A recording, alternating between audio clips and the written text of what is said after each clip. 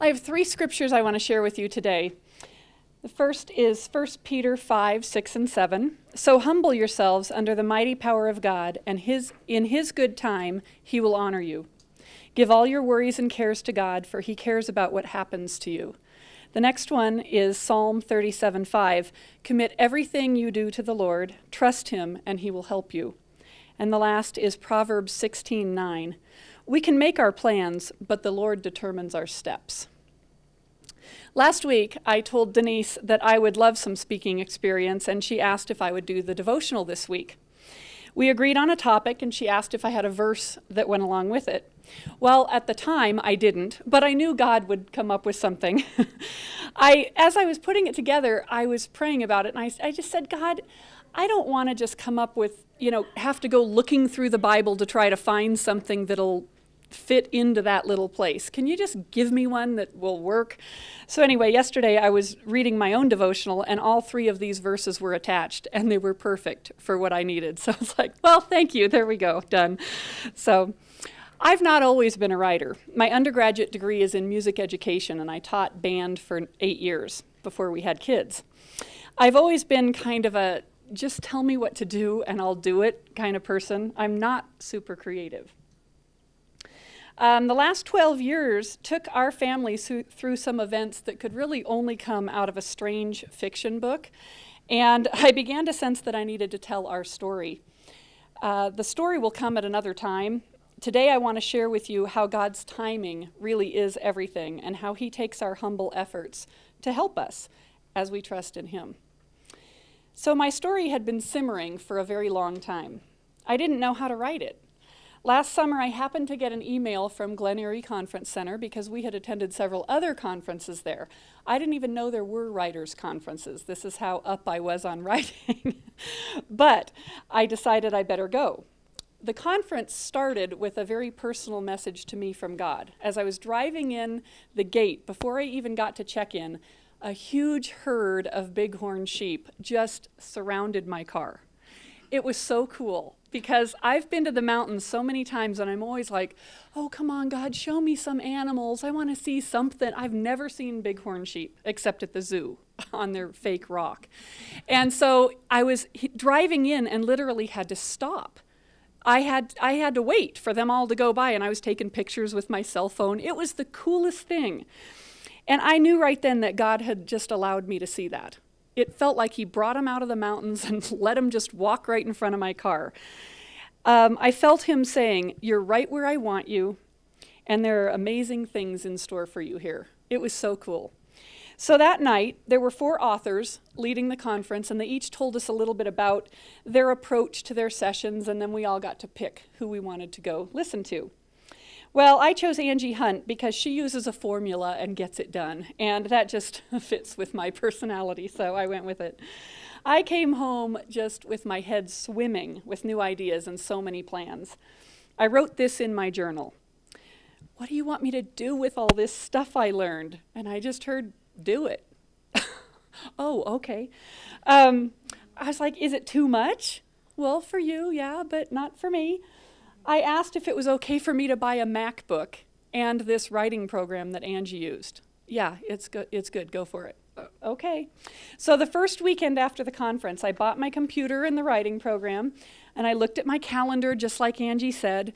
Her method is to figure out how much time she had to complete the 4 drafts. That's her style. So she'll look out in the calendar and go, okay, I need this done by here. And then what she does is she divides up that time into 4 so that she has enough time for each draft. She then marks off on her calendar every day that she is not going to write. So she doesn't write on Sundays and she doesn't write on days that other things are going on. So she'll mark off birthdays and whatever else.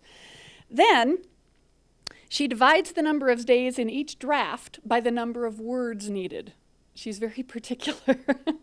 This gives her a total number of words she needs to write each day. And I thought, hey, I'm kind of good at math, and this fits my personality. I'm going to go for it. So I was praying again. How do you want me to do this? How do you want me to get it all done? When do you want me to get it all done? I was also in grad school, And my daughter had just come home from her first year at college. So she was home for the summer, and I'm thinking, and I'm writing a book? It was crazy.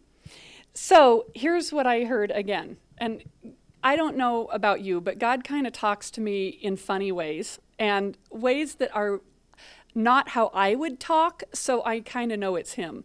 So I was asking like about my paper outline, and I heard, "Get her done." So he's a redneck or something, I don't know. But anyway, I heard also, "Spend time with your kids, buy a Mac," because I think I was still processing that, and I was like, "Where?" "Apple Store, student discount." Ooh, good, I'm a student, I can use my discount. "Make a calendar for your book, figure it out." So over the weekend, I told him this book was just too much for me. It was too deep, too emotional, too many words. I didn't have the words to say it. I asked him how long to make the calendar and heard 60 days. What? I don't write. It was crazy. That meant 4,000 words per day. I didn't even know what 4,000 words looked like. I didn't know how many were on one page. I was just like, okay, 4,000 words. I told him I couldn't do it, but knew he could. I asked him to take over. I told him it sounded impossible, but knew it wasn't. So Monday morning came, and my questions started again. How many words is 4,000? Where do you want me to start? And I just felt, just sit down. Sit in front of the computer. Okay. So I sat down, and I literally said, "Will you just spoon feed me? I don't know what I'm doing." And I heard yes. So I just started to write at 8 in the morning. I checked my word count once or twice in the morning. I thought I'd probably be at my computer into the evening. This is what writers do, right? You sit and you're there all day and you have no life, is really what I thought. So I just was thinking, I'm not even sure if I can do this, but I just kept writing and kept writing. And about 11 o'clock, everything just sort of stopped. I was like at the end of a thought. I couldn't think of anything else. It was a good breaking point. So I thought, well, I'll check my word count. 4,000.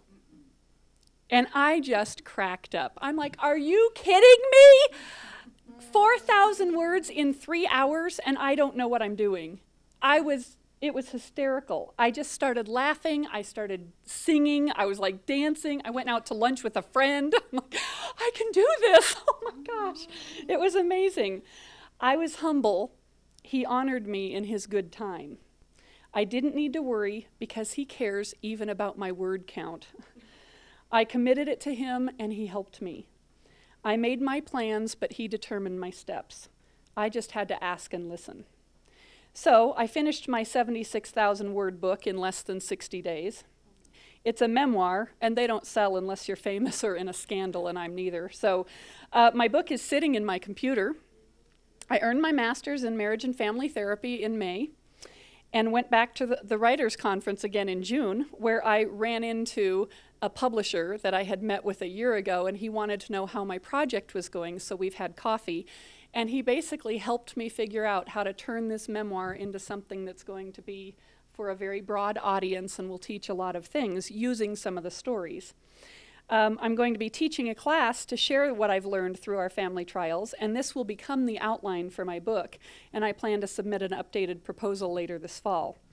It is too much for me. I really don't know what I'm doing, but God does, and he cares, and the same is true for you.